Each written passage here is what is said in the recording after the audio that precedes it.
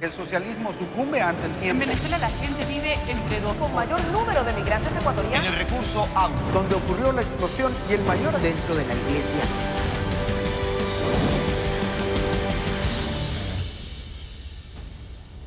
Amigos, bienvenidos. La convulsión política y social que vivió Ecuador los primeros días de octubre fue inédita en muchos sentidos. Uno de ellos, el manejo de la información. Los medios de comunicación fueron determinantes y las redes sociales claves para generar opinión pública en el marco de los sucesos. Pero como en otras ocasiones, la información engañosa estuvo a la orden del día. Son las noticias falsas o fake news que vienen jugando un papel siniestro dentro de los momentos críticos. A veces son compartidas ingenuamente, otras son parte de una estrategia para causar caos. Aquí un análisis de lo que fue la información engañosa durante el último paro nacional.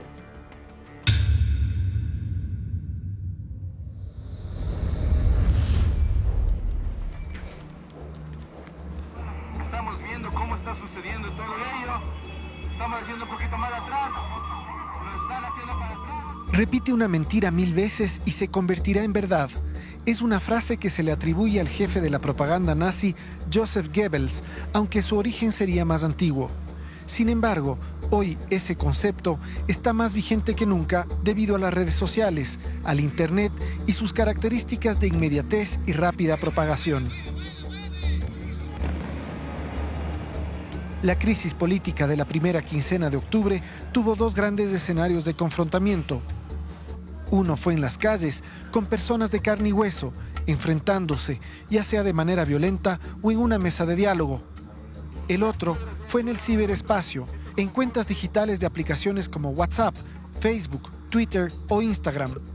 Lugares donde también hubo ataques, confrontación, estrategia, plataformas a las que miles de personas accedieron en busca de información, de la verdad, y donde finalmente encontraron información engañosa, o lo que coloquialmente se conoce como noticias falsas o fake news. Yo sé que todos, yo el primero, utilizamos la palabra fake news, noticia falsa, pero la verdad es que en toda rigor no deberíamos utilizar, eso es un oxímoron, o sea, la unión de dos términos contradictorios tipo un instante eterno, una noche luminosa. Por esencia, una noticia, un news, no debería ser fake. Eric Samson es corresponsal de Radio Francia Internacional en Ecuador y coordinador del área de periodismo en la Universidad San Francisco de Quito. Una noticia es resultado de un proceso de evaluación de la información, de valoración de fuentes, de contrastación de fuentes, de edición y por esencia algo que llamamos noticia es algo que podemos defender. Ese proceso es algo que debemos seguir los que trabajamos en este oficio, pero no necesariamente se repite en el público, que está acostumbrado a dar valor a lo que está escrito, a lo que se publica como real, aunque no lo sea, y a lo que está específicamente diseñado para camuflarse como una noticia, cuando en realidad busca desinformar. La lógica de estos contenidos es provocada, es decir, no son contenidos que surgen de manera inocente, sino que existe una intención detrás de la creación y posterior difusión y viralización de estos contenidos. Desiree Yepes es periodista y trabaja en entornos digitales. Durante años estuvo a cargo de detectar información engañosa y afirma que en esta crisis la difusión de contenidos fue a todo nivel. Tras la última crisis que se vivió aquí en el país, puedes ver contenidos descontextualizados, imágenes trucadas, audios que han sido desarrollados para que se viralicen a través de aplicaciones de mensajería instantánea con la única finalidad de generar caos, de generar desestabilización. Es usual que la información engañosa aparezca en situaciones de conmoción social. Pero ¿qué tan presente fue este fenómeno durante la reciente crisis política? El gobierno nacional asegura que libró una verdadera batalla para desmentir este tipo de noticias y asegura que no fue algo espontáneo. Nosotros que lo medimos en el tiempo con nuestro equipo, constantemente tuvimos un seguimiento, constantemente se realizaron las aclaraciones del caso. Era minuto a minuto. Realmente fue lo que usted dice, con todas las palabras. Fue una batalla en las redes sociales contra la desinformación. Lo más duro fue las mentiras sobre los cientos o miles de muertos en las calles. El equipo de la Secretaría de Comunicación llevó un registro de la información falsa, que comprende desde fotografías descontextualizadas hasta mensajes de WhatsApp. Son detectadas más o menos 246 noticias falsas de las que hemos detectado que tienen que ver con el gobierno. Aparte de las que no detectamos, todas estas son noticias falsas. Salían de a 5 por hora. Y esto estaba, o sea, era cronometrado. Ahí hay comunicados oficiales, ¿no? Sí, claro, comunicados oficiales. Todo era falso. Esta situación no fue detectada únicamente desde el oficialismo. Organismos independientes que se dedican a la verificación de datos también se vieron sobrepasados por la cantidad de información engañosa que circuló en la red. Tenemos una lista de probablemente más de 50 informaciones engañosas desmentidas, 20 comunicados oficiales ratificados, porque muchas veces ni siquiera el supuesto comunicado oficial es garantía de que sea en realidad oficial. Gabriel Narváez lidera el equipo de Ecuador Chequea, una iniciativa de Fundamedios que en los últimos años ha colaborado a nivel regional para desenmascarar las mal llamadas noticias falsas. Creo que fue una jornada de aprendizaje en la cual no solamente nosotros como periodistas entendimos cada vez más lo sensible que puede llegar a ser la información, sino que la ciudadanía empezó a dudar de todo, no solamente de los medios convencionales, sino también de todo lo que recibe en Internet.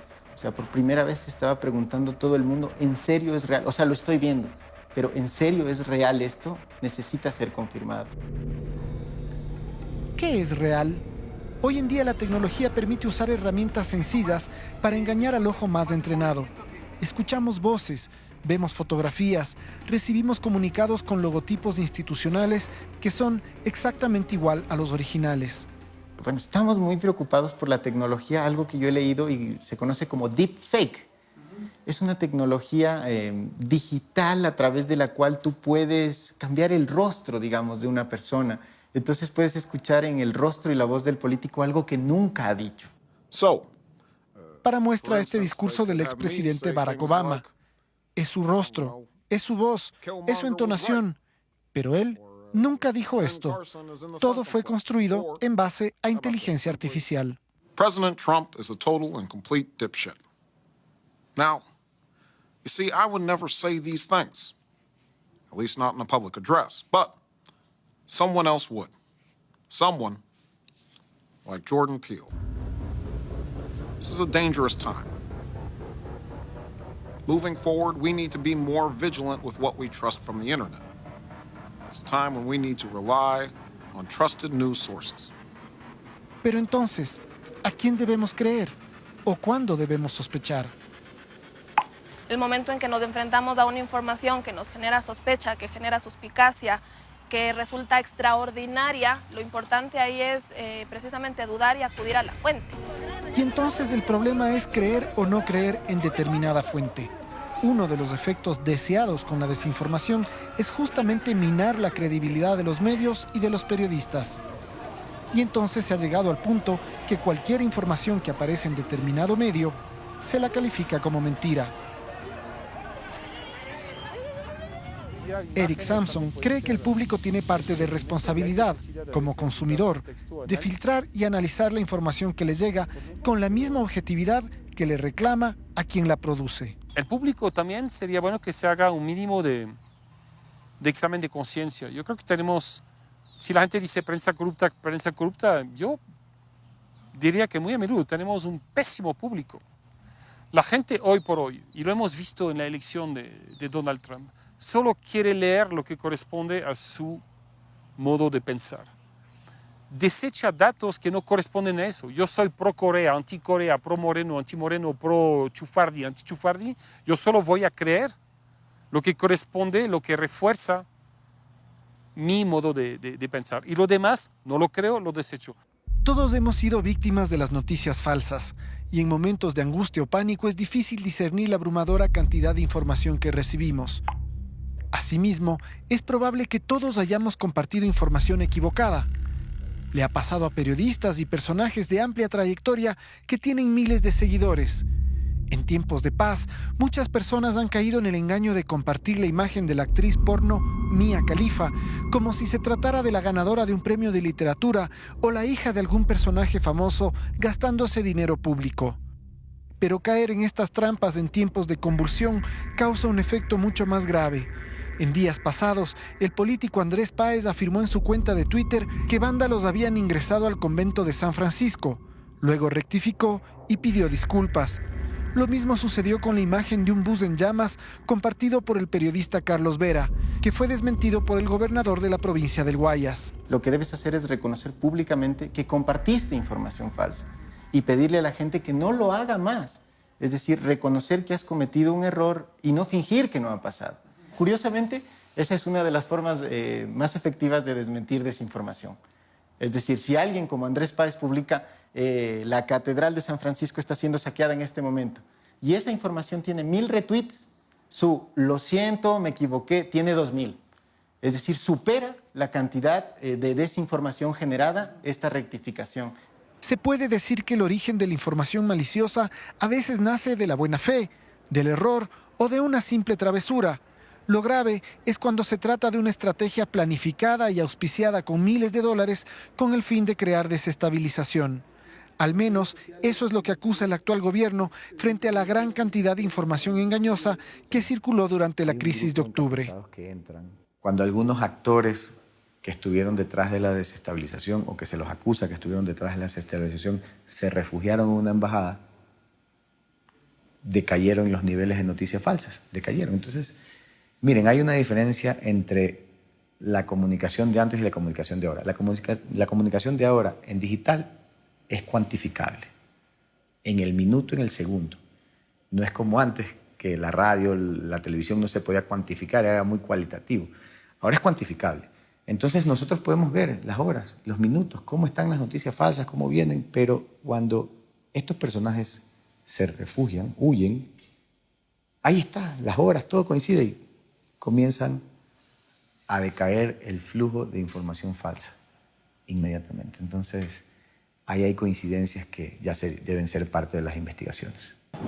La crisis política de la semana pasada escaló a niveles pocas veces vistos en la historia del Ecuador. Varios grupos reclamaron un mejor trabajo por parte de la prensa, acusándola de no informar con la verdad. Pero al mismo tiempo, los periodistas que intentaban cubrir los hechos fueron atacados de forma violenta.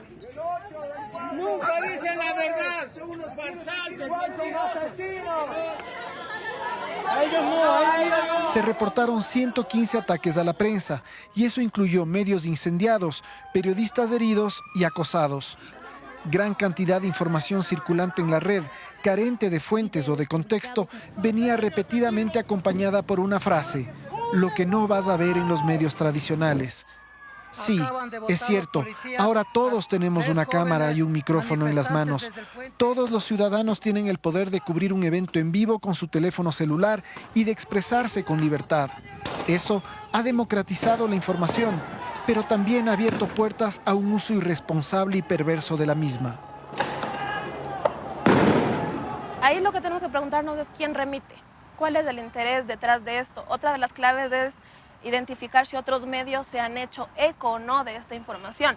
Cuando existe una noticia, cuando existe un hecho que en efecto marca o no una agenda noticiosa, no se transmite a través de WhatsApp precisamente, sino que los medios de comunicación tradicionales o convencionales se hacen eco de esta noticia.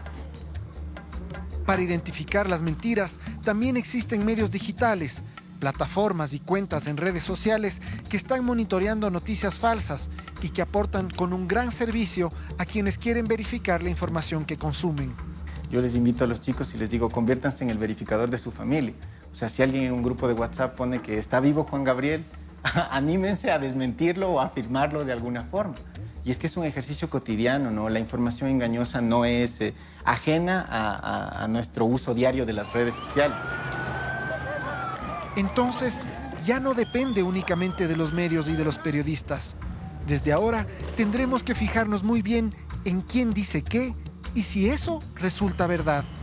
Porque lo único que garantizará la información del futuro será la credibilidad de quienes decidan contarnos algo.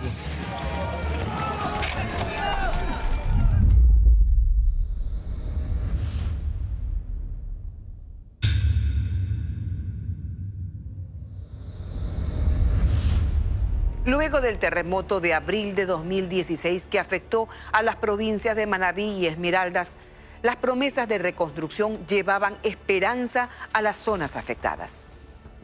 Se ofrecieron viviendas, infraestructura básica, reactivación económica y obras fundamentales en salud y educación. Después de 3 años y 6 meses, las críticas en estas zonas se multiplican. Los hospitales ofrecidos a Chone, Bahía de Caracas y Pedernales aún no se terminan de construir y en otros casos ni siquiera se contratan por problemas de corrupción. En un recorrido por estos cantones, los habitantes claman por lo que para ellos es una prioridad, pero que sigue siendo una eterna espera.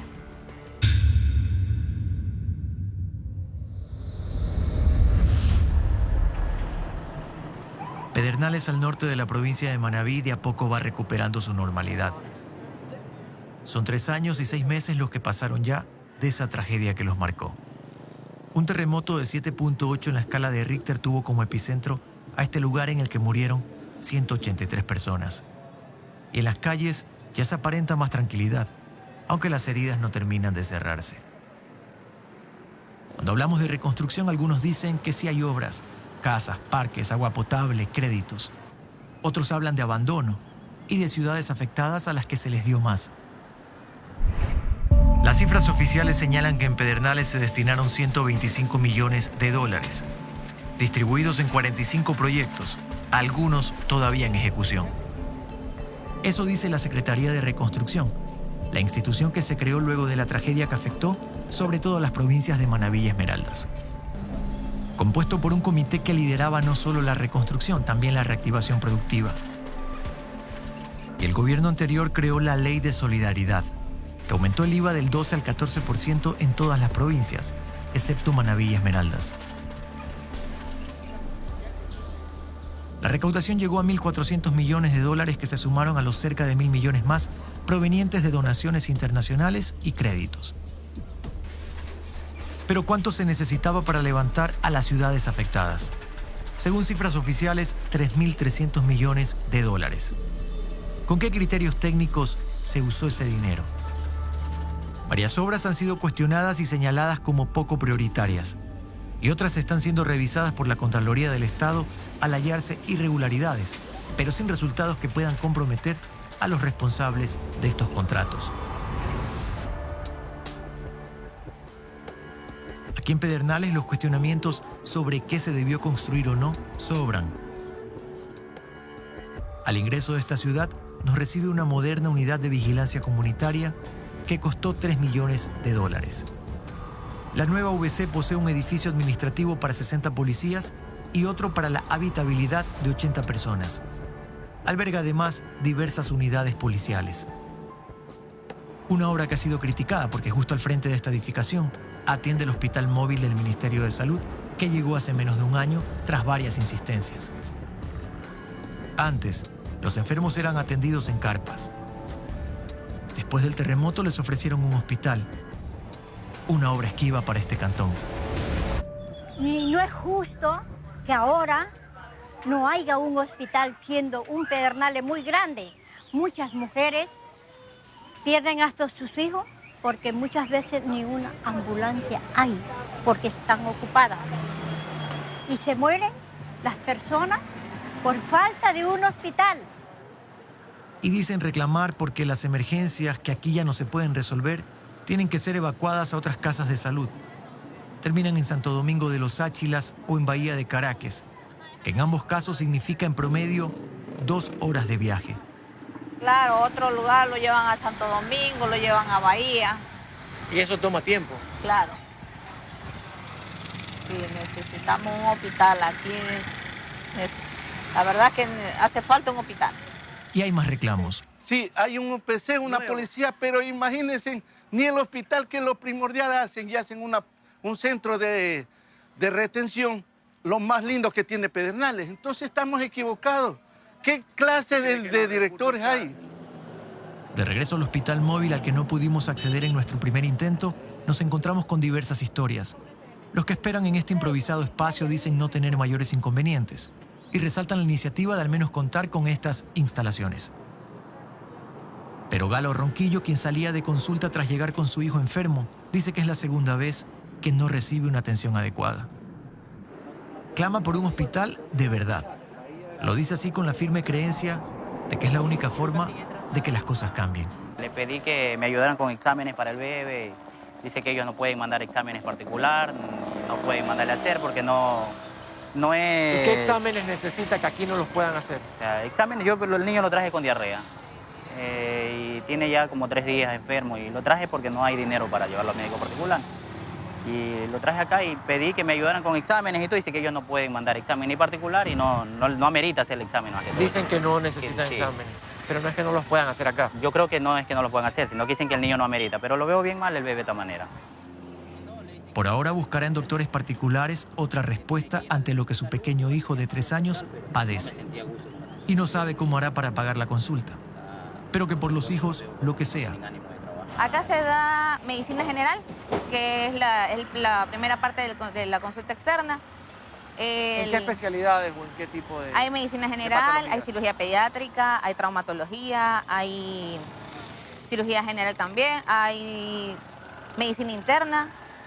Ya, y también tenemos el área, también tenemos el ginecólogo, pero no hace consulta externa como tal de ginecología. Él en realidad La doctora Paredes ha aceptado esta entrevista, la que sin autorización del Ministerio de Salud no habría podido dar porque justamente ha renunciado a su cargo de médico general en este hospital. Se va porque le han incumplido en su contrato, dice. Pero es honesta al explicarnos que muchas veces las quejas son producto de la falta de conocimiento sobre el sistema de salud. El problema en realidad es que las personas que están alrededor de Pedernales o que vienen a hacerse atender acá no entienden el sistema de triaje la mayoría de las veces. Entonces siempre consideran que cada una de sus patologías es una emergencia como tal y tienen que entender la diferencia entre emergencia y urgencia. ¿Y aquí solo atienden emergencias? Aquí tenemos emergencias, urgencias y también consultas, pero las consultas son programadas, tienen ya citas y todo lo demás ya realizadas y siempre tienen que ser derivadas del centro de salud la mayoría de las veces. Y deben asistir en todo caso primero al centro de salud. Y eso Lo ideal sería así. Y las consultas obviamente que sean urgencias, que es lo que en realidad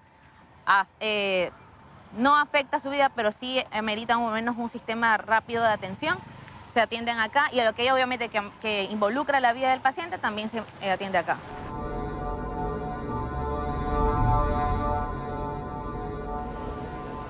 Más allá de las quejas, que en temas de salud pública no solo se dan en Pedernales, ocurre en casi todo el país, hay que aclarar que este hospital móvil resulta para Pedernales mucho más de lo que han tenido históricamente. Antes del terremoto de 2016, el cantón de 60.000 habitantes contaba con una casa de salud que quedó inhabilitada. Este no era un hospital, y tampoco lo que la población había reclamado por décadas. Los heridos fueron atendidos en el estadio de la ciudad, que se convirtió en hospital y morgue al mismo tiempo. Allí se instalaron los médicos, ubicaron las ambulancias, los muertos se colocaban en el césped y aquellos que tenían ataúd los ponían en el centro de la cancha. Las imágenes de los ataúdes que en hombros sacaban desde el estadio todavía no se olvidan. Ante la pregunta de si un hospital hubiera evitado más muertes, quienes recuerdan y vivieron estos hechos afirman que sí. Pero es algo que jamás se podrá demostrar. Aquellas primeras horas después del terremoto, las víctimas fueron llevadas a hospitales públicos de Santo Domingo, Quito y Puerto Viejo.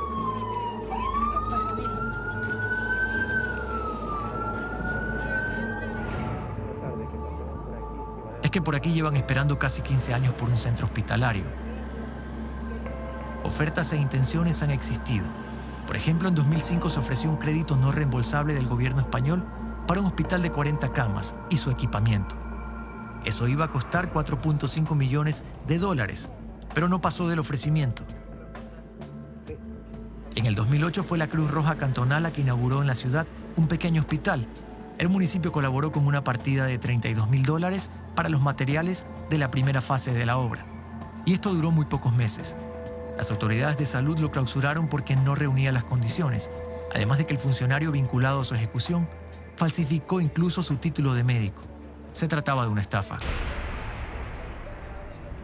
En ese mismo año, el municipio inició el proyecto de un hospital público de 50 camas. El Ministerio de Salud transfirió $440.000 para la construcción de una primera etapa de 5 establecidas. Pero quedó a medias sobre un terreno en la vía Pedernales-Esmeraldas. Hablar de cuánto tuvo de avances esta obra ya no viene al caso. El terremoto de 2016 terminó de destruir lo que alguna vez pudo convertirse en una casa de salud que iba a costar $1.700.000. Los alcaldes que por esos años tuvieron esta responsabilidad se excusaron con distintos argumentos. Pero se denunciaron irregularidades, supuestos atrasos en desembolsos económicos y falta de documentos de los terrenos que impidieron que avanzara esta obra. El expresidente Correa aseguró que el dinero para este hospital fue entregado. Le dimos los recursos al municipio y nunca pasaron de la obra gris, los pilares. Y eso con el terremoto ya ni siquiera sirve. En otro sector de Pedernales hay un nuevo terreno, donde ahora mismo se debería estar construyendo un hospital con capacidad para 30 camas. Este costará $16 millones. Pero su ejecución está paralizada porque una denuncia de corrupción nuevamente truncó el sueño de la gente de Pedernales que claman por un lugar al que ellos llaman digno para recibir atenciones médicas. Entregó garantías de buen uso del anticipo y de fiel cumplimiento falsas por el valor de $8 millones. Eso hace que lamentablemente estemos viendo entregar, imagínense, un anticipo a una empresa que presenta garantías falsas. La firma mexicana Titman S.A. fue la que en julio de 2019 ganó el concurso para construir el hospital de Pedernales a un plazo de 360 días. Una obra asignada por el Servicio de Contratación de Obras, SECOP, con presupuesto del Estado. Pero la empresa extranjera presentó un certificado de emisión de 2 pólizas, uno por 7.8 millones y otra por $789.000, suscritas a través de la Cooperativa de Ahorros y Préstamos Pastaza, con sede en El Puyo, que fueron denunciadas por los titulares de la entidad financiera como inconsistentes. No eran ni socios o clientes. Titman S.A. no existía dentro de la base de datos de la cooperativa. Ante lo que pasa en Pedernales, desde hace un año un grupo de ciudadanos que se autodenominan como miembros de una comisión pro-hospital son quienes se mantienen como veedores para que esta vez la anhelada obra se cumpla. Insisten en que el proceso que acaba de fracasar estaba ligado a más de una irregularidad, no solo a la que se hizo referencia por parte de la Secretaría Anticorrupción. Imagínese usted que han participado 18 ofertas y que fue una solamente la adjudicada. A las otras 17 se dijo por medio del SECOP de que no cumplían con el mínimo requisito. Entonces, ¿de qué estamos hablando? Y luego esa misma empresa entrega garantías falsas. Y más allá de las garantías falsas, ¿hubo otro tipo de irregularidades? Todo el proceso, porque estábamos hablando de una empresa que apareció de la noche a la mañana, que no tenía la experiencia que determina la ley para ser considerada en una oferta tan importante como esta, que es la experiencia que se debe de tener en construcción de infraestructura de servicio hospitalario. Entonces fue una empresa que apareció de la noche a la mañana, le adjudicaron el contrato y al final todavía entregó garantías falsas. Realmente preocupante para nosotros como ciudadanía, porque se le ha dicho a Pedernales en nuestra cara que no nos iban a hacer la obra, porque quien te entrega garantías falsas es porque no te va a cumplir. Esta empresa consta en Ecuador como una sucursal con un apoderado. No han contratado ninguna obra en el país. En México solo se les conoce en el estado de Tamaulipas por haber participado en la construcción de edificios y urbanizaciones. Pero no hay más registros, no poseen un sitio web y en los números telefónicos a los que pudimos acceder, nadie contestó. Preguntamos al SECOP sobre la experiencia de Titman S.A. y a través de una carta respondieron que una comisión técnica realizó la evaluación y calificación de las ofertas de acuerdo a las condiciones establecidas en el pliego. La misma que también verificó el cumplimiento técnico, económico y legal de la empresa adjudicada. Una comisión que no pudo detectar las inconsistencias que por ahora dejan sin hospital a Pedernales. La actual administración del SECOP aclara que oportunamente no se entregó anticipos de este contrato, ya que se comprobó que las garantías entregadas por la compañía Titman S.A.C.D.B. no eran legítimas. Hoy, junto a la Secretaría Nacional Anticorrupción, dicen haber iniciado las acciones legales pertinentes. El único rastro en Ecuador que nos lleva a Titman es su presunta relación con Ama Construct S.A., una pequeña compañía creada en 2015 con domicilio en Pedernales y Guayaquil. Ellos, dentro del contrato del hospital, tenían un subcontrato para cumplir en al menos 17 rubros. Algunos de esos eran relleno y excavación de este terreno. Buscamos a su titular, quien de manera muy breve nos recibió en una de las calles de Pedernales. Claro, no la suya. No la mía, yo soy subcontratista. Se negó a una entrevista, desmintió las acusaciones y finalmente pidió que hablemos con su abogado, quien luego de varios intentos de ser localizado por llamadas telefónicas, no contestó. En Puerto Viejo, el presidente de la Cámara de Construcción de Manabí menciona que Titman S.A., previamente al lío de las garantías, ya había pasado por alto algunas normas que se deben cumplir dentro de la Ley de Contratación Pública de Ecuador y que aparentemente nadie notó. Fue por eso que ellos denunciaron.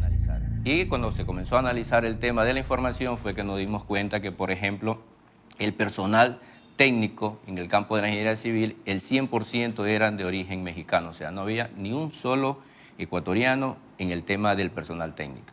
Comenzamos a revisar el tema de la maquinaria también. La maquinaria, a excepción de una sola, tenía matrícula del Ministerio de Transporte y Obras Públicas. El resto tenía matrícula de origen extranjero. Entonces, ¿qué significaba eso? También una preocupación de que iban a importar maquinarias hacia el Ecuador, sabiendo que aquí hay maquinarias como para construir un hospital. Observamos también de que hubo un inconveniente entre la comisión técnica y uno de los miembros de la comisión técnica no firma el informe y él advierte de que no se hace responsable de las circunstancias que vengan más adelante. Guerra dice que no es la única obra en Manabí que estaría presentando irregularidades dentro de su contrato. Por eso ellos están dispuestos a investigar todo lo que sea posible en cuanto a obras ligadas a la reconstrucción. Imagínense qué hubiera pasado si de una u otra forma nosotros no hubiéramos pronunciado este tema, de pronto ya estuviéramos con el proceso de construcción de este hospital, de pronto estuviera paralizado o de pronto a estas alturas recién se hubieran dado cuenta de las garantías falsas. Entonces es perder el tiempo y Manabí no puede esperar ya a 3 años, ya prácticamente vamos a 4 años producto del terremoto y existen todavía problemas en la construcción de algunos hospitales en la provincia. Es que solo en Manabí, luego del terremoto de abril de 2016, se ofrecieron 4 hospitales, uno en Manta, otro en Chone, el de Pedernales y otro en el Cantón Sucre. ¿Qué ha pasado con estas obras? ¿Cuál es el pronunciamiento del SECOP y la Secretaría de Reconstrucción sobre lo que ocurre en Manabí? Al regresar del corte les contaremos estos y otros detalles de los hospitales en espera.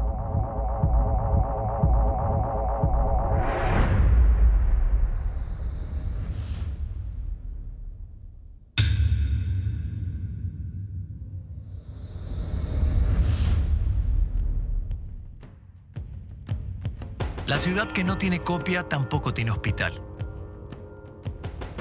La analogía como tal no intenta ser literal, pero es que en Bahía de Caracas son repetidos los reclamos por una obra que han venido exigiendo por más de 3 años y no se concreta.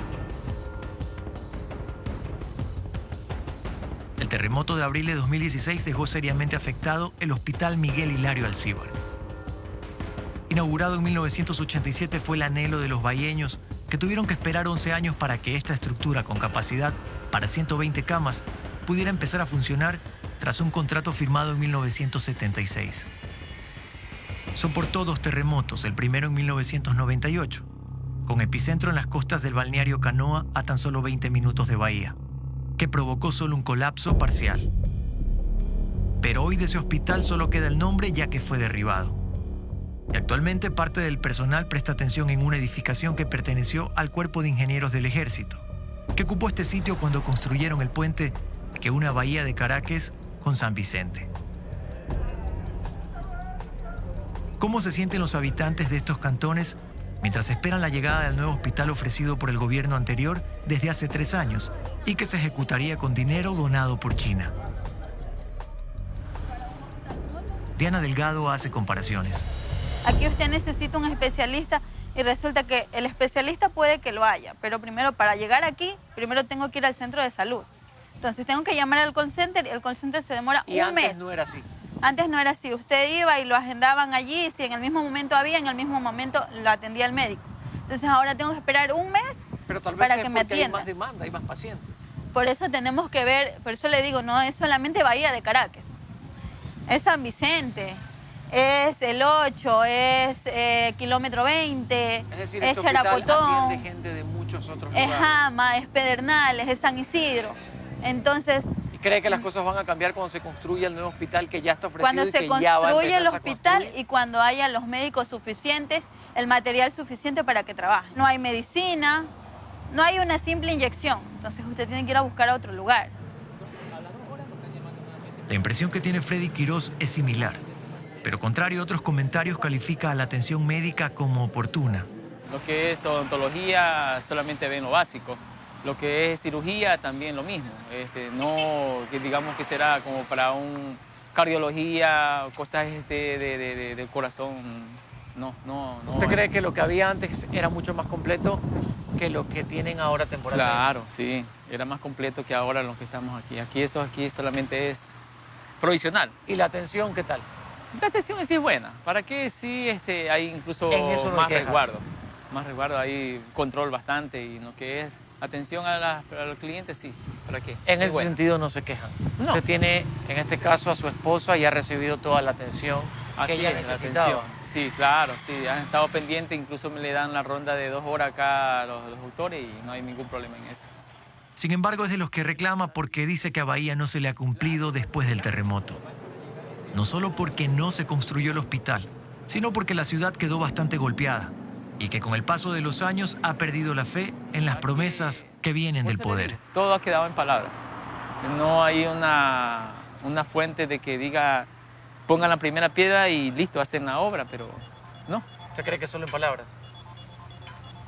2016, vamos a 2020 y sigue lo mismo. Ya vamos a tener 4 años y sigue lo mismo esto. Entonces, Pero les han ofrecido es lo que, ya es lo que pronto puedo... se va a construir el hospital. Están a un paso de poner la primera piedra. Hemos pasado ya casi 4 años. Entonces, la esperanza es lo último que se pierde, pero seguimos en lo mismo.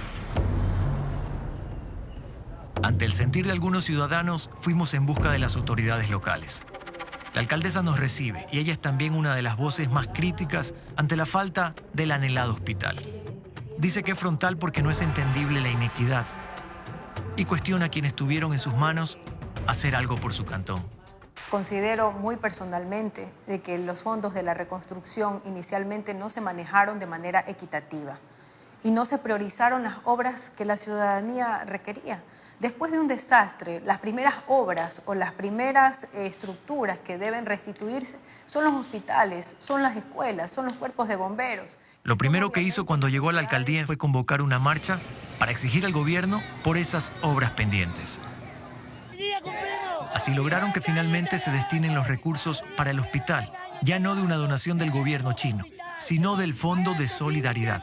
Ahora, aquí no hay miras políticas ni nada. Todo el país de Caracas y el Cantón Sucre está unido aquí. Señores presidentes, ¿qué sucede? El 30 de septiembre, el SECOP les oficializó que el contrato por 26 millones fue adjudicado. El nuevo hospital tendrá 80 camas. Nosotros no podemos esperar un minuto más sin nuestro hospital. Permítame entenderle algo. El 16 de abril del 2016 hubo un terremoto, pero tuvieron que pasar 3 años y algunos meses más para que finalmente, en papeles y en términos legales, se concrete este anhelo de recursos para el hospital. Así fue que pasó. Así es. También... Mientras tanto no se hizo nada por este hospital. Es decir, era una oferta, era una promesa, se hablaba mucho, pero no se concretaba nada. Bueno, desconozco lo que pasó antes de nuestra administración. Y yo considero... Para ella y los cientos de habitantes que marcharon, les resulta difícil entender cómo aparentemente se les ha mentido durante todos estos años. ¿Quiénes son los responsables? ¿Se trata de demagogia o burocracia? La alcaldesa conoce de informes que fueron presentados por una exfuncionaria del SECOP en Manabí y en la que denuncia actos irregulares detrás del contrato. Nos preocupa sobremanera porque nosotros no solamente que exigimos una obra que se haga de la manera más urgente, sino que también se haga una buena obra, que sirva obviamente para todos los ciudadanos. Esperamos que esta situación legal, jurídica, no vaya a detener el proceso que ya hemos esperado durante muchos años. En medio de todo esto, el terreno donde se construirá el hospital ha sido señalado por los antiguos dueños como dentro de un proceso de embargo desde el 2010. Esto fue notificado al SECOP y al Servicio Nacional de Contratación Pública, SERCOP. No podemos postergar el bienestar de 200.000 habitantes por 2 o 3 personas que se opongan porque utilicemos ese terreno. ese no es un impedimento para que se construya el hospital. Pero no hay aún una fecha definida para el inicio. Lo que sí se establece en el contrato es que se necesitan 420 días para levantar el nuevo hospital. Y la alcaldesa afirma que lo que hay actualmente como reemplazo momentáneo no cubre las necesidades. No, porque incluso se ha reducido el espacio. Si ustedes pueden también hacer un recorrido por este hospital provisional, entiendo que se han hecho algunas inversiones para poder adecuar otras áreas, sin embargo tenemos muchas falencias. Así que fuimos al Hospital Miguel Achalcíbar para conocer sus instalaciones. Usted se dará cuenta, esto no es una infraestructura netamente para una situación hospitalaria, pero se la adecuó. Aquí nos acomodamos y estamos dando la atención en todos los sentidos con toda la cartera de especialistas que nosotros tenemos acá. Se la acondicionó, los diferentes módulos que ustedes ven alrededor es donde están distribuidas las diferentes salas de atención médica. El gerente nos hace un recorrido. Acepta que este lugar es provisional, pero que la atención médica no ha cambiado en comparación al antiguo hospital y que el nuevo, de acuerdo a lo que saben, está a punto de empezar a construirse. Entendemos que el plazo de construcción es de 420 días. Ya hay una empresa que ganó el tema de la construcción. Tenemos datos extraoficiales que ya se le asignó el recurso del 50%, lo mismo al área de fiscalización y estamos esperando simplemente ¿Qué hace falta para que empiecen a construir? Que nos llamen y pongan la primera piedra y que Bahía realmente llegue a coronar ese objetivo y ese sueño de tener un hospital, no solamente para el Cantón Sucre, sino para toda la zona norte, que se incluye el Cantón San Vicente, Cantón Jama, Cantón Pedernales y también la zona de afluencia desde el Cantón Chone, lo que es el Cantón Rocafuerte y todos esos pacientes que nosotros recibimos derivados para la atención en las especialidades que nosotros tenemos. El terreno que recibirá esta obra tiene una extensión de 3 hectáreas. Está ubicado en el ingreso a la ciudad frente al terminal terrestre. Sobre los problemas legales que han sido denunciados, el Servicio de Contratación de Obras, asimismo por medio de una carta a Visión 360, indicó: es necesario indicarle a la ciudadanía que el SECOP, previo al inicio del proceso de contratación, fue autorizado por parte de Inmobiliar para proceder con la ocupación del inmueble expropiado, mismo que fue declarado de utilidad pública con ocupación inmediata, en las que en sus resoluciones se detallan las 3 hectáreas donde se construirá el hospital, requisito fundamental que jurídicamente posibilita la ejecución de la obra. Cabe indicar que obra del proceso de Inmobiliar la inscripción ante el registro de la propiedad del Cantón Sucre, donde se sentó razón que estos predios fueron declarados de utilidad pública y de interés social para la construcción del Hospital de Bahía en 2017.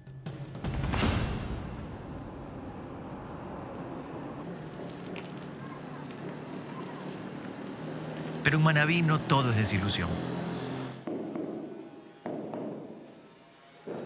En Chone, con el 46% de ejecución, el Hospital Napoleón Dávila se edifica para dar cobertura a unas 200.000 personas de al menos 5 cantones manabitas.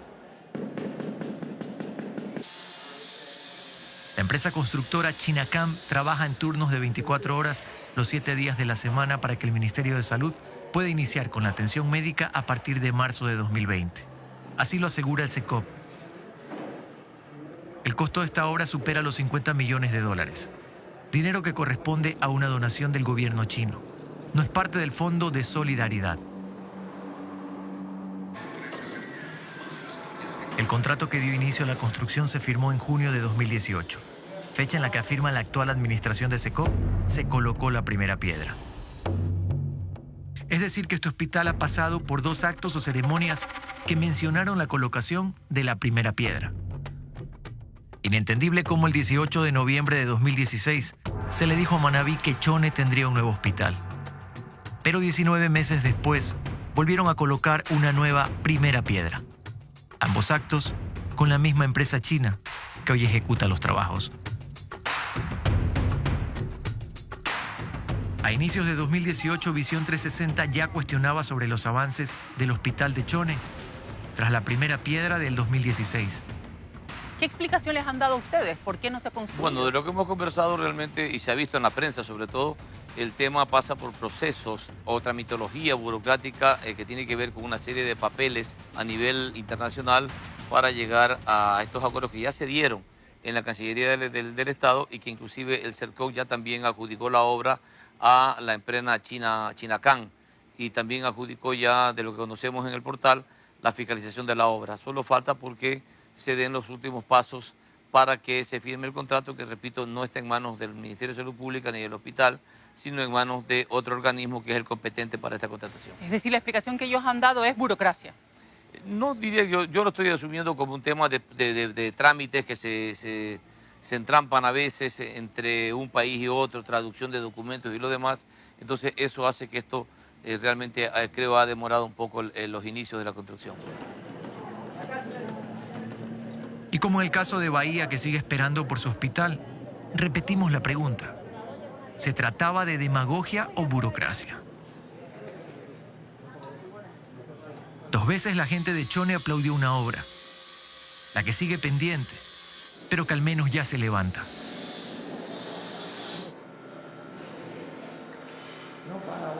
Así se resume la agonía de miles de ecuatorianos en sectores donde la naturaleza les pasó factura y los distintos gobiernos a largos plazos intentan cancelar, con dinero de todo un país, el anhelo de dignidad ante un golpe que seguramente jamás podrán olvidar.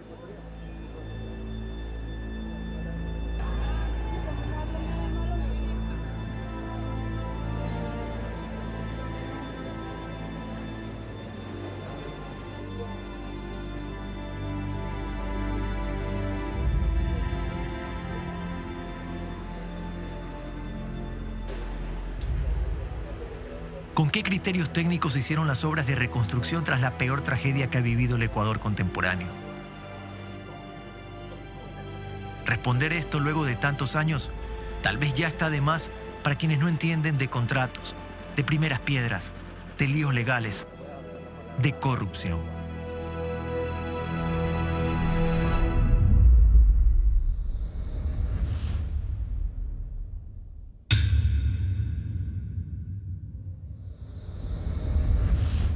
Siempre hay más historias que contar y lo haremos en el estilo de Visión 360.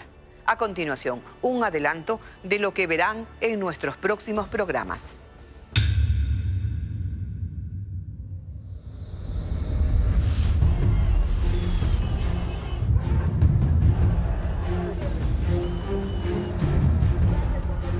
A tomar decisiones radicales.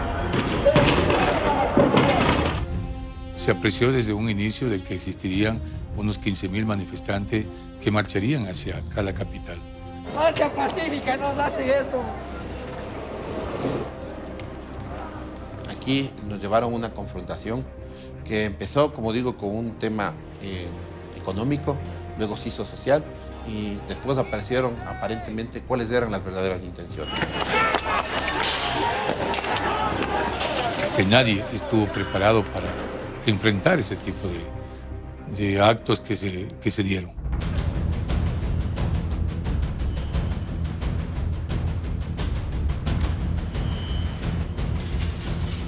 El análisis inicial que hemos hecho en nuestro Centro de Pensamiento de Seguridad Continental es de que esto no es un hecho aislado.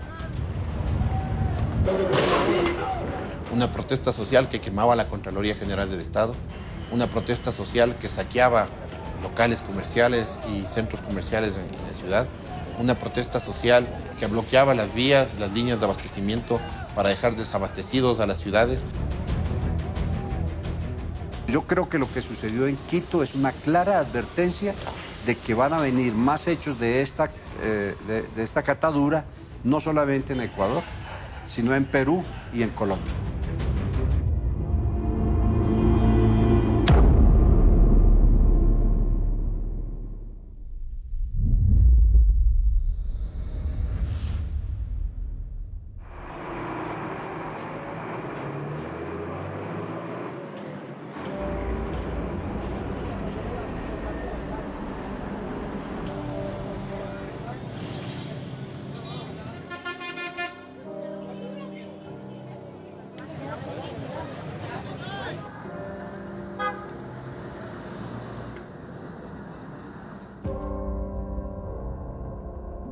Nosotros no hemos hecho nada para recibir todo esto, este acto vandálico. Gente extraña, hasta gente de caras conocidas en ese momento haciendo relajo. Hasta el que no era ladrón en ese momento se convirtió en ladrón. Cuando algún paro haya, enseguida viene el saqueo. Y el temor es para nosotros, los comerciantes. O sea, los saqueadores abrían las puertas y luego sí entraba todo el mundo. Estaban esperando eso, créeme, con sacos. No estuvieron motivados como un reclamo a la situación de las medidas económicas. Fue una reacción de la comunidad de esos sectores generando vandalismo en los propios barrios de donde ellos habitan. Mira, le rompí el vidrio. Ana, ¿qué pasó? La gente te tiró piedra por robarte. Te asaltaron. La próxima vez puede pasar en otro sector de Guayaquil o de Quito o de otra ciudad, no lo sabemos. No es posible predecir en qué lugar va a pasar. Lo que sí podemos predecir es que va a pasar en lugares pobres. ¡Horror aquí, padre mío! Yo asumía que un local en una gasolinera, y hasta cierto punto lo sigo pensando, es de las cosas más seguras que puede haber, ¿no? Porque es una gasolinera y movimiento 24 horas, pero lo que pasó era impensable.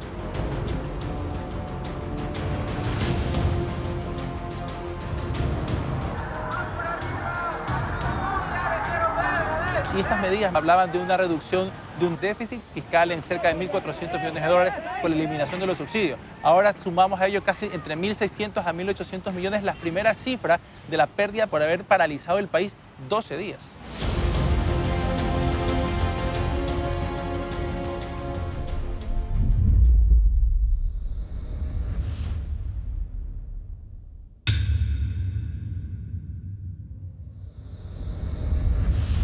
Gracias por acompañarnos. Un abrazo. Seguimos adelante.